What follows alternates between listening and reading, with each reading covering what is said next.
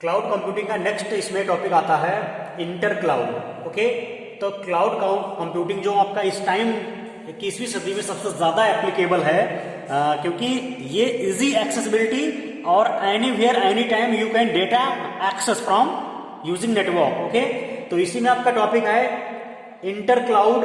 तो inter cloud is the concept of connected cloud network including public, private and hybrid clouds. ठीक है, तो inter cloud एक इस प्रकार का कंसेप्ट है जिसमें आपके क्लाउड नेटवर्क कनेक्टेड होते हैं, चाहे वो पब्लिक, प्राइवेट या हाइब्रिड नेटवर्क हो सकते हैं। Okay, it incorporates a number of technologies to improve interoperability and portability among cloud networks. तो इंटर क्लाउड एक प्रकार की मैकेनिज्म है जिसमें नंबर ऑफ टेक्नोलॉजीज को अप्लाई किया गया है ताकि इंटरऑपरेबिलिटी एंड पोर्टेबिलिटी अचीव की जा सके यूजिंग क्लाउड नेटवर्क के माध्यम से। ठीक है, नेक्स्ट इसमें है type of inter cloud resource management. ठीक है, तो ये आपका दो प्रकार का होता है। पहला है फेडरेशन क्लाउड। ठीक है, फेडरेशन आप कह सकते हो या इटरेटिव मोड है ये। तो a federation cloud is an inter cloud where a set of cloud providers willingly interconnected their cloud infrastructures in order to share resources among each other। तो ये एक प्रकार का फेडरेशन है जिसमें more than 2 clouds are connected to each other for the sharing resources to each other। Okay, they can share their infrastructure, they can share their services, they can share their applications etc। Okay, तो ये इस प्रकार का architecture federation cloud कहलाता है। Next आपका है multi cloud. तो multi cloud means a multi cloud a client और service uses multiple independent clouds. A multi cloud environment has no volunteer interconnection and sharing of the cloud service provider infrastructures. तो multi cloud एक प्रकार का आपका client या service user multiple जो independent clouds होते हैं, ऐसे क्लाउड जो एक दूसरे से इंडिपेंडेंट हैं। Okay, a multi cloud environment has no volunteer. Multi cloud के खुद के कोई वॉलंटियर नहीं है, एज ए एजेंट नहीं है, बट ये क्या करता है, कोई भी जो उसकी इंफ्रास्ट्रक्चर है वो शेयरिंग नहीं कराता है। ठीक है, sharing of cloud service providers infrastructure. ठीक है, कोई ऐसा वॉलंटियर नहीं है जिसके माध्यम से ये वो इंफॉर्मेशन इंडिपेंडेंट जो क्लाउड से उस पर शेयर कराए। क्लियर। नेक्स्ट आपका इसमें आता है identity and access management, IAM। तो इंपॉर्टेंट टॉपिक है। IAM means identity and access management. It is a system that secures, stores and manages user identities and access privileges.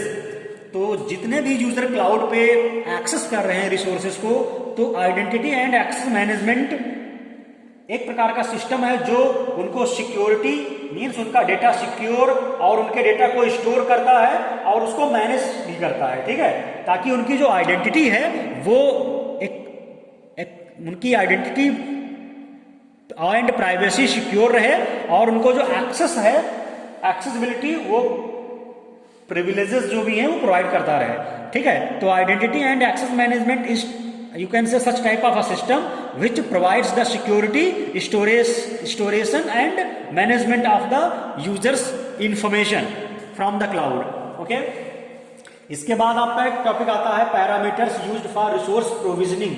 तो रिसोर्स को provisioning के regarding जो पैरामीटर्स हैं वो कौन कौन से हैं? आपका है रिस्पॉन्स टाइम। रिस्पॉन्स टाइम वह समय होता है जब किसी सिस्टम में रिस्पॉन्स आना स्टार्ट हो जाए, आउटकम आना स्टार्ट हो जाए। उसके बाद मिनिमाइजेशन कास्ट। तो मिनिमम कास्ट होनी चाहिए। रेवेन्यू मैक्सिमाइजेशन, जो आउटकम है वो मैक्सिमाइज किया जाए। और फॉल्ट टॉलरेंस मींस अगर किसी सिस्टम के किसी पर्टिकुलर प्रोसेस में कोई प्रॉब्लम है तो बाकी सिस्टम अफेक्टेड ना हो। फॉल्ट टॉलरेंस एबिलिटी को इनबिल्ड किया जाए। रिड्यूस्ड पावर कंजप्शन, तो ऐसा सिस्टम डिजाइन किया जाए जिससे कम से कम पावर कंजप्शन हो, यह भी पैरामीटर में आता है। इसके बाद है प्रॉपर्टीज ऑफ वर्चुअल मशीन। तो वर्चुअल मशीन की जो प्रॉपर्टीज हैं उसमें सबसे पहले efficiency, resource control and equivalence. तो इफिशियंसी तो वर्चुअल मशीन की होनी चाहिए, ठीक है। इफिशियंसी जितनी ज्यादा होगी उतना काम किफायती रिलायबल वे में होगा, इफिशियंट हो जाएगा। और रिसोर्स पे कंट्रोल होना बहुत इसेंशियल है, ठीक है।